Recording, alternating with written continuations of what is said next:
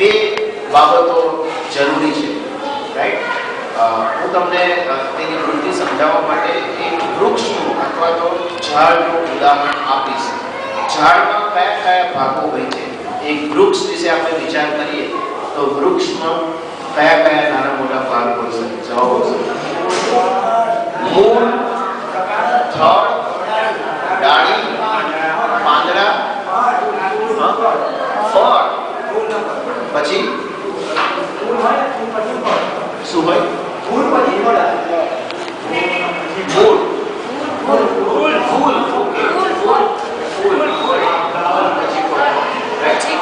Okay. અચ્છા, હવે જે ઝાડની અંદર આપણે કોઈ વૃક્ષ રોપીએ, કોઈ વસ્તુ આપણે રોપીએ, બીજ વાવીએ, તો એ બીજ વાવ્યા પછી આપણે શું અપેક્ષા રાખીએ છીએ? ફળની અપેક્ષા રાખીએ છીએ. બાઇબલમાં એક કલમ તમારે માટે વાંચીશ અને ત્યાં એ પ્રમાણે લખવામાં આવ્યું છે બધું.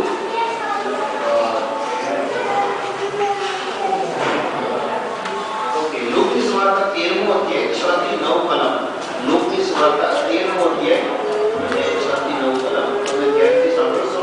દરેક કલમો એ અગત્યની હોય છે જે તેનું શિક્ષણ કે તેનો જે સંદેશ છે અગત્યનો છે. લુકની સુવાર્તા 13મો અધ્યાય અને 6 થી 9 કલમ. ત્યાં પ્રમાણે લખ્યું છે, વળી તેને એટલે ઈસુએ આ દ્રષ્ટાંત કહ્યું કે કોઈ એક માણસની દ્રાક્ષાવાડીમાં એક અંજીરી રોપેલી હતી. તે તેના પરથી ફળ શોધતો આવ્યો, પણ એક કંઈ જડ્યું નહીં. જ્યારે તેણે દ્રાક્ષાવાડીના માળીને કહ્યું કે જો આ 3 વર્ષથી આ અંજીરી પરથી ફળ શોધતો આવ્યો છું અને એક એ જડતું નથી, તેને કાપી નાખ. તે વળી ભોંય કેમ નકામી રોકે છે? તેણે તેને ઉત્તર આપ્યો કે સાહેબ, તેને આ વર્ષે પણ રહેવા દો. એટલામાં હું તેની આસપાસ ખોદું અને ખાતર નાખું. જો ત્યાર પછી તેને ફળ આવે તો ઠીક, અને નહીં આવે તો તેને કાપી નાખશે. રાઈટ? એક ફળ જે એક વૃક્ષ રોપવામાં આવે છે તેની પાછળ એવી અપેક્ષા રાખવામાં આવે છે તેના માલિક દ્વારા, તેને માવજત રાખનાર વ્યક્તિ દ્વારા કે તે થોડા વખત પછી ફળ આપે. રાઈટ? અચ્છા, ફળની લાક્ષણિકતા કઈ કઈ છે? ફળ કેવી રીતે આવે? ફૂલ દ્વારા આવે, પછી ઘણા ફળ ફૂલ પછી આવે. હા, ઘણા ફળ ફૂલ પછી આવે. ઘણા ફળ ફૂલ પછી આવે. પહેલા મોર આવે, પછી ફૂલ આવે, પછી ફળ આવે. રાઈટ? ઓકે. ફળ શું દર્શાવે છે? ફળ એ પરિપક્વતા દર્શાવે છે. હા, પરિપક્વતા દર્શાવે. પરિપક્વતા. ઓકે, એટલે નાનો છોડ હોય તો એને ફળ આપે? ના. કેમ ના આવે? મોટું થાય વૃક્ષ અને જ્યારે તેની યોગ્ય સમય આવે, તેની સીઝન આવે ત્યારે તેને ફળ આપે. ફળ એ સ્વાદ આપે છે. રાઈટ? ફળ ખાવાનું કોને ગમે? બધાને ગમે. રાઈટ?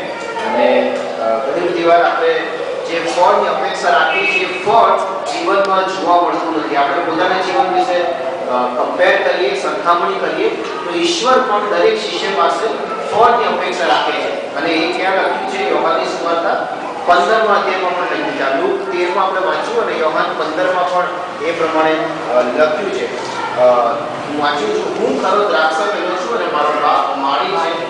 મારામાંની હરેક ડાળી જેને ફળ આવતા નથી તેને તે કાપી નાખે છે, અને હરેક ડાળી જેને ફળ આવે છે તેને વધારે ફળ આવે માટે તેને શુદ્ધ કરે છે.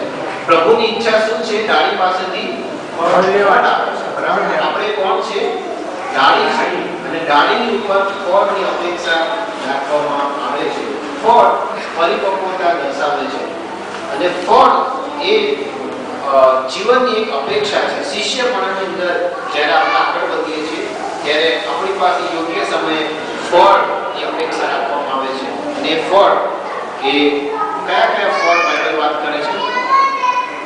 બાઇબલમાં ફળને કેવી રીતે સમજાવવામાં આવ્યું છે? પ્રેમ, શાંતિ, આનંદ, બરાબર, નમ્રતા, સહનશીલતા. પવિત્ર આત્માના ફળ વિશે બાઇબલમાં વાત કરવામાં આવી છે. પવિત્ર આત્માના ફળ કયા છે? ગલાતી 5 અને 22. આ બધી કલમો આપણે મોડે કરવી જોઈએ. બરાબર? અને ક્વિઝ પછી કદાચ ફરીવાર જ્યારે આપણે મળીએ ત્યારે તમને કેવા પામે એ પુસ્તક એ પત્રમાંથી તમારે થોડી કલમો મોડે કરી શું કહેવાય કલમનો શબ્દ છે એના માટે કલમ મોડે કરવું અનટ્રસ્ટ કરીને આવો હા કલમ મૂકવાની ક્વિઝ આપણે આપીએ. ઓકે, પવિત્ર આત્માના ફળ ગલાતી 5:22 માં લખ્યું છે કે પ્રેમ, આનંદ, શાંતિ, સહનશીલતા, બાયણપણું, ભલાઈ, વિશ્વાસપણું, નમ્રતા અને સંયમ છે.